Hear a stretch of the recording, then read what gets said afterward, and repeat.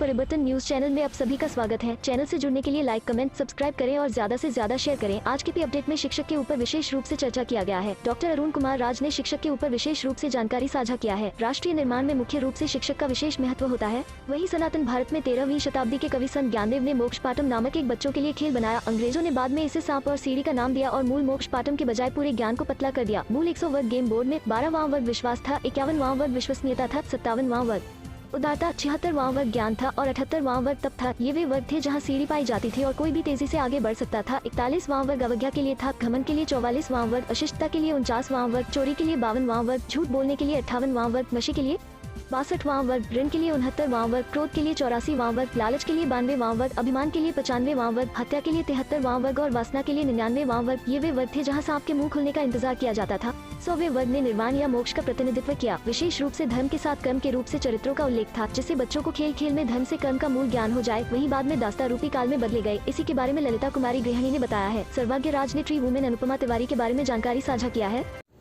नमस्कार, मैं डॉक्टर अरुण कुमार। समाज और राष्ट्र के नीति निर्माता हैं शिक्षक। कुदरत की कायनात में अहम किरदार है मानव। मानव की भीतर नैतिकता, निस्वार्थता और प्रतिबद्धता का अध्याय जोड़ता है शिक्षक। शिक्षक केवल शब्दों का ज्ञान नहीं देता, वह छात्रों के जीवन को सर्द गर्म थपेड़ों से सुरक्षित करने का शिल्पकार भी है। निश्चित तौर पर राष्ट्र के निर्माण में शिक्षक की भूमिका सबसे अहम होती है। 5 सितंबर सन 1888 में तमिलनाडु में जन्मे भारत रत्न डॉक्टर सर्वपल्ली राधाकृष्णन भारतीय संस्कृति के संवाहक, महान दार्शनिक और शिक्षाविद थे। जीवन के 40 वर्ष अध्ययन अध्यापन को देने के बाद भी उनका छात्रों से लगाव कभी कम नहीं हो सका। डॉक्टर राधाकृष्णन की इच्छा थी कि भारत के छात्रों के द्वारा उनका जन्मदिन शिक्षक दिवस के रूप में याद किया जाए। लिहाजा सन 1962 से 5 सितंबर का दिन भारत में शिक्षक दिवस के रूप में मनाया जाने लगा। 5 सितंबर का दिन डॉक्टर सर्वपल्ली राधाकृष्णन के जन्मदिन के साथ साथ उन तमाम शिक्षकों को सम्मान देने का दिन होता है जिन्होंने अपने जीवन छात्रों को समर्पित कर दिया है। सदियों से भारतीय परंपरा में गुरु और गोविंद में गुरु का स्थान ही श्रेष्ठ रहा है। जिसने गोविंद से पहचान कराई वह गुरु ही है।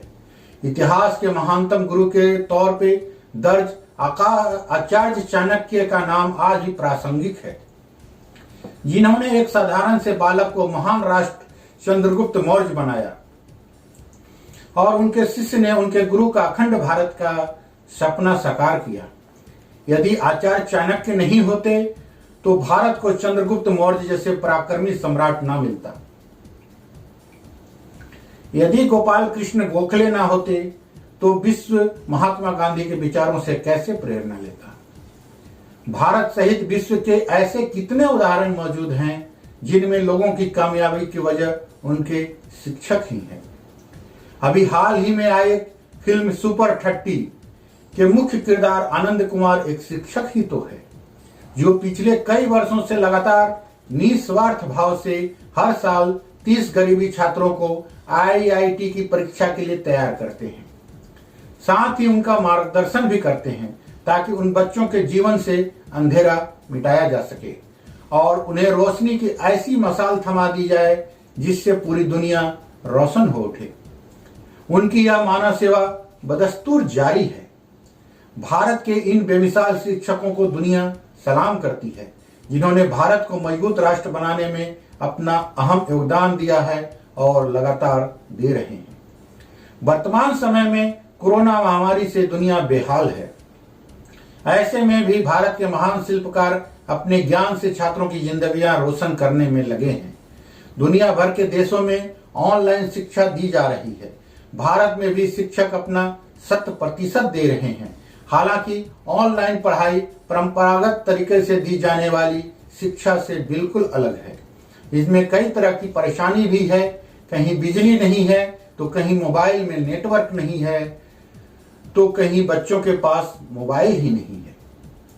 ऐसे में शिक्षा देना शिक्षक के लिए बहुत कठिनाई भरा है।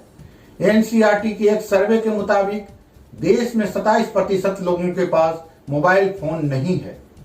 लगभग 28% लोगों के पास बिजली की पहुंच न होने के कारण ऑनलाइन क्लास संभव नहीं हो पा रही है।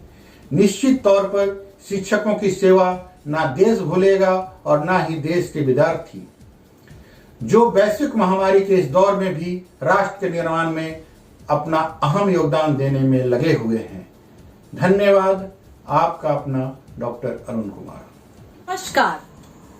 शिक्षक दिवस, सांप सीढ़ी, बिना कहे कितना कुछ सिखा देता है ये खेल। बचपन में हम सभी ने सांप सीढ़ी का खेल खेला है। कभी जीते भी होंगे तो कभी हारे भी होंगे। कभी हमने सोचने का यह प्रयास किया है कि सांप सीढ़ी का यह खेल हमारे जीवन में कितना प्रासंगिक है। वैसे तो यह बात साफ है कि यह खेल दिमाग का नहीं है। कुछ लोग इसे किस्मत का खेल मानते हैं और यह सही भी है कि पास में आपको कितने अंक मिलेंगे, यह आपकी किस्मत पर निर्भर करता है। खेल तो किस्मत का ही है, मगर इसमें ढेर सारा ज्ञान अंतर्निहित है। हम इसी अंतर्निहित ज्ञान को समझ नहीं पाते हैं और यदि समझते भी हैं तो अपने जीवन में उसका पालन नहीं कर पाते हैं।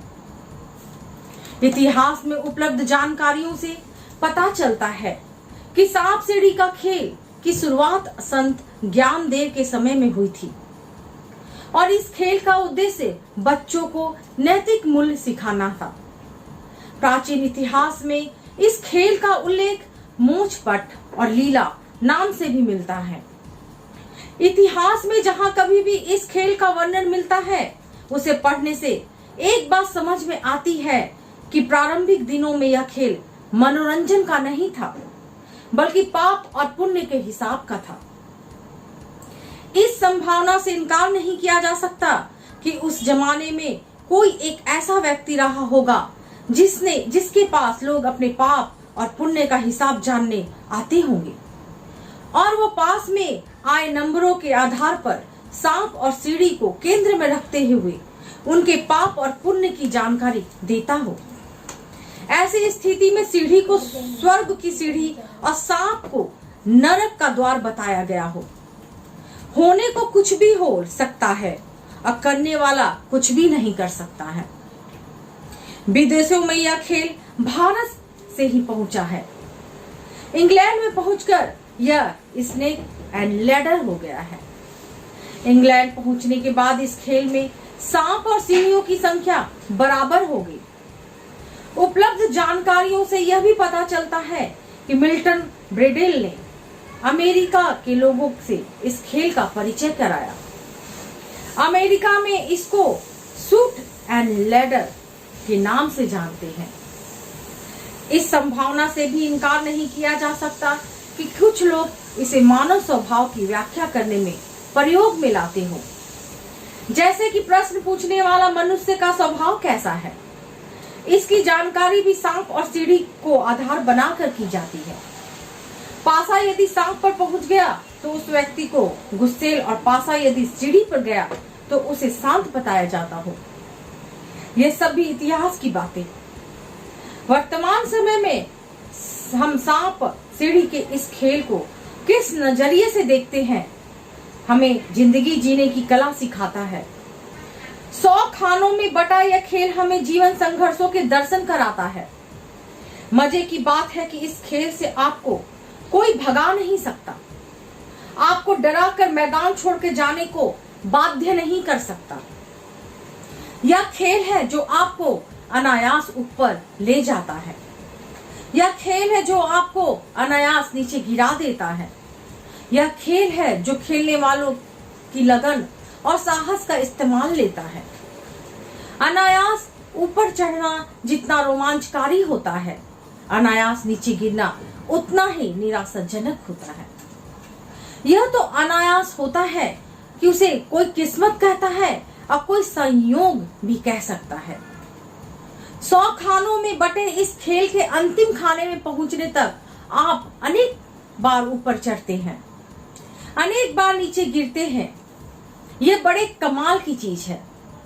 सांप सीढ़ी का यह खेल जो इस तरह खेल खेल में हमें जिंदगी जीने की कला सिखाता है, जीवन संघर्षों के दर्शन कराता है। हम में से बहुत से लोग जो कुछ भी कर रहे होते हैं उसमें असफल होने पर उस कार्य को छोड़ देते हैं, कुछ और सोचने लगते हैं, अपने भाग्य को कोसने लगते हैं। महसूस कीजिए कैसा लगता है मंजिल से बस 2 कदम दूर 98 पर जाकर सांप का निवाला बनना और फिर एक नई चढ़ाई के लिए उसकी पूंछ के सहारे नीचे गिर जाना। यह खेल हमें आत्मनिर्भर बनना और अपने ऊपर विश्वास रखना सिखाता है। इस तरह की बातें करना आसान होता है, लेकिन करना उतना ही कठिन होता है। जब तक हम कोशिश नहीं करेंगे तब तक हमें अपनी काबिलियत का पता नहीं चलता। और ये उतार चढ़ाव ही एक ऐसा जरिया है जो हमारे अंदर सोई शक्तियों को जगाता है। इसलिए जिंदगी के उतार चढ़ाव से डरने के बजाय उनका डट कर सामना करना चाहिए। यह जो डट कर सामना करने की बात है, यही परिश्रम है, पुरुषार्थ है। लक्ष्य जो भी हो, कदम बढ़ चले तो बढ़ चले, रुकेंगे तो अब लक्ष्य पर जाकर ही। बीच में थक गए, बीच में रुक गए, तब हुआ संकट। कोई निकल पड़ा तो तेज कदमों से हमसे आगे और ले उड़ा लक्ष्य को, हमें उदास आंखों से देखता हुआ छोड़कर। लक्ष्य के प्रति यही दृढ़ता संकल्प को जन्म देती है। सांप ले आया है खींचकर, बहुत ऊपर से बहुत नीचे, लेकिन सीढ़ी अभी भी नजर के सामने है। धूल से उठकर बढ़ चढ़ने का हुनर मन में है। गिर गिर कर उठ कर बढ़ जाने का हौसला तन में है। मन और तन का संयोग सांप और सीढ़ी का किसी भी संयोग से अधिक ताकतवर है, अधिक संभावनाशील है। इसी संकल्प के साथ एक बैरिस्टर मोहनदास करमचंद गांधी ने वस्त्र उतार दिए और देह से तो फिर कभी धड़ पर धारण नहीं किए और दुनिया ने उन्हें बैरिस्टर से महात्मा बना दिया। बाद में उन्हें अपना राष्ट्रपिता बना लिया। पुरुषार्थ का बड़ा अप्रतिम उदाहरण है यह। 100 गुरु है यह सांप सीढ़ी का खेल। शिक्षक है यह जीवन का। सीखने वाले सीख ले। इस खेल से सांप है तो सीढ़ी भी है, उतार है तो उठना भी है, किस्मत है तो संयोग भी है, पास में 1 है तो 6 भी है। यह खेल संभावना का एक प्रखर प्रकाश पुंज है। समझने वालों के अंतर्मन को उजास से भर देता है। निराशा का अंधकार छट जाता है, आशा की ज्योति जल जाती है। मैं शिक्षक दिवस के अवसर पर नमन करता हूँ इस मुख्य शिक्षक को जो बिना कहे कितना कुछ सिखा देता है। मैं ललिता कुमारी, धन्यवाद। नमस्कार, मैं सर्वज्ञ राज। ट्री वुमेन वन बच्चों की तरह पालते हैं पौधे। अब तक लगा चुकी 10,000 पेड़। राजस्थान में चारों तरफ वो फैले मरुस्थल में हरियाली फैलाना बहुत जरूरी था। इस दिशा में कदम बढ़ाते हुए प्रदेश की कुछ शख्सियतों ने पेड़ पौधे लगाने का सिलसिला शुरू किया। इन लोगों ने मरुस्थल में पौधारोपण के जरिए यहाँ के लोगों को नया जीवन दिया और इस रेगिस्तान को हरा भरा बना दिया। तो चलिए जाने ऐसी ही महिला के बारे में जो अब तक 10,000 पौधे लगा चुकी है। राजस्थान की ट्री वुमन के नाम से मशहूर है अनुपमा तिवारी, जो पिछले 5 सालों से 10,000 से भी ज्यादा पौधे लगा चुकी है। उनका मकसद मरुस्थल में हरियाली फैलाना है, जिससे कि पशु पक्षी भी जिंदा रह सके और किसानों को पेड़ों के होने से फायदा हो। अनुपमा अपने लगाए पौधों को बच्चा कहकर पुकारती है। उनके पास एक डायरी है जिसमें वो अपने सभी पौधों का लेखा जोखा रखते हैं। उनकी डायरी में अब तक लगाए सारे पौधों का इतिहास दर्ज है। धन्यवाद। मैं आपका सर्वज्ञ।